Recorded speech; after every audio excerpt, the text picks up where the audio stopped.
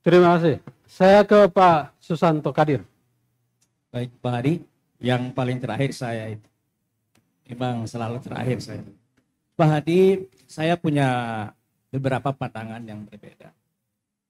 Pertama, saya menyayangkan memang dari sisi timing ini terlambat.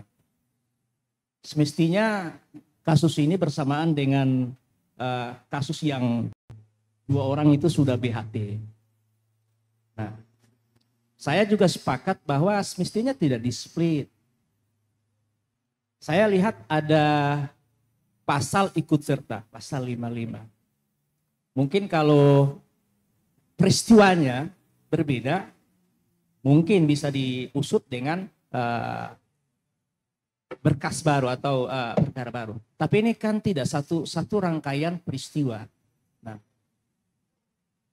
selanjutnya Pak Hadi, saya ingin sedikit menyayangkan juga terkait dengan Kejaksaan Tinggi Gorontalo yang memang kalau saya mendapatkan informasi memang prosedurnya mereka dalam proses sidik mereka belum bisa untuk kemudian memberikan keterangan-keterangan di luar press release resmi mereka.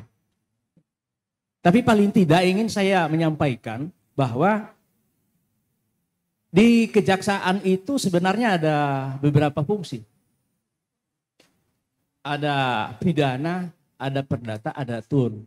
Kalau saya ingin mengaitkan dengan kasusnya Pak Hamim Pou ini, itu kan berkaitan dengan bansos. Saya sebenarnya menghargai teman-teman LSM ya, melakukan pra-peradilan terhadap SP3.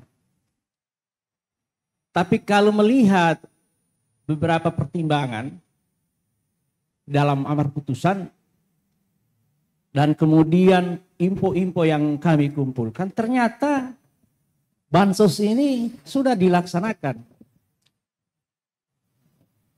Salah satu unsur utama dalam tindak pidana korupsi itu, mungkin Pak ahli nanti bisa menjelaskan lebih tajam lagi.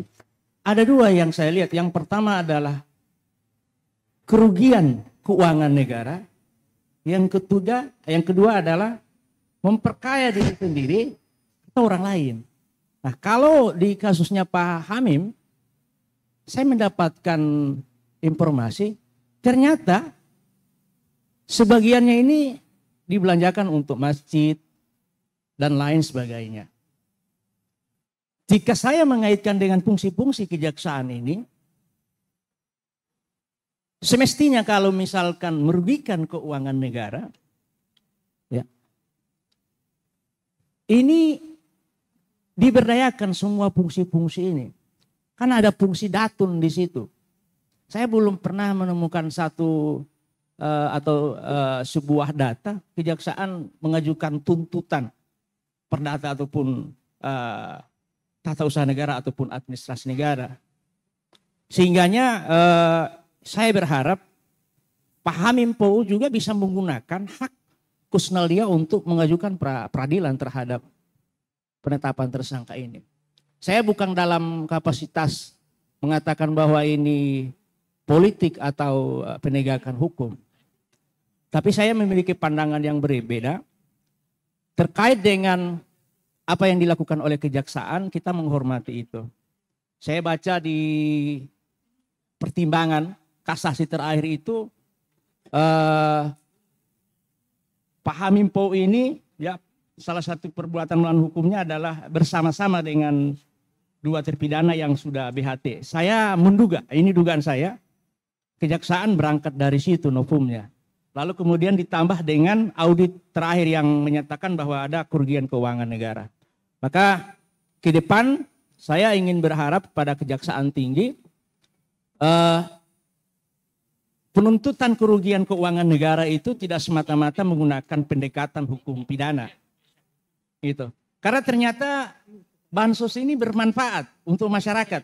Makanya menimbulkan pro dan kontra di masyarakat Bone Bolango.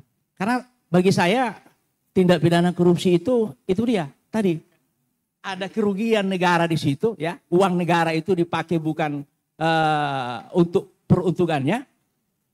Yang kedua, memperkaya diri sendiri atau orang lain. Nah, saya lebih condong mungkin ada pada proses maladministrasi.